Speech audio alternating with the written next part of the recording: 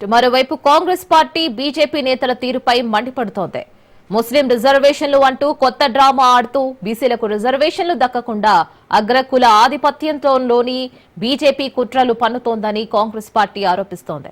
ఢిల్లీలో బీజేపీ తీరును ఎండగట్టి చట్టబద్దంగా న్యాయబద్దంగా బీసీ రిజర్వేషన్లు సాధించుకుంటామని తెలంగాణ మంత్రి పొన్నం ప్రభాకర్ స్పష్టం చేశారు.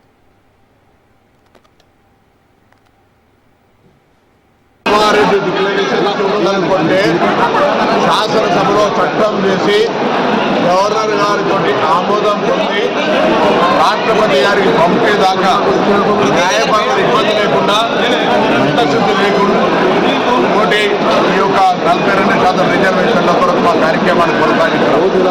ఇప్పుడు గౌరవ రాష్ట్రపతి గారు ఆమోదం పొందాల్సిన ఈ యొక్క బిల్లుపై భారతీయ జనతా పార్టీ కడుపులో కత్తులు పెట్టుకొని అల్లుకొని బలైన వర్గాలను చంపేందుకు ప్రయత్నిస్తూ ఉంది.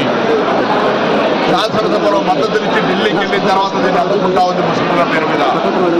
ఇవాళ కిషన్ రెడ్డి గారు అడుగుతా ఉన్న కేంద్ర మంత్రి, మీరు తప్పులుంటే సవరించి మీరు ఈ యొక్క 42 తెలంగాణకు ఆమోదింపు చేసి బీసీలకు న్యాయం చేస్తున్న మీరు బలహీన వర్గాల వ్యతిరేకి రామచంద్రరావు చేసే ధర్నాలో పాల్గొని మీరు కూడా బలహీన వర్గాల వ్యతిరేకిగా మారుతా ఉన్నారు. ఇలా ఆనాడు తెలంగాణ ఉద్యమం ఏ విధంగా కొనసాగిందో ఈరోజు బలహీన వర్గాల రిజర్వేషన్ సాధన కొరకు కూడా పార్టీల కన్నా ఉద్యమం కొనసాగుతుంది.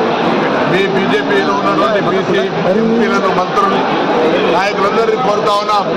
ఈ రిజర్వేషన్ అనేటువంటిది ప్రజాస్వామికంగా చట్టబద్ధంగా అన్ని రకాల సర్వేల తర్వాత చేస్తూ ఉన్నాం.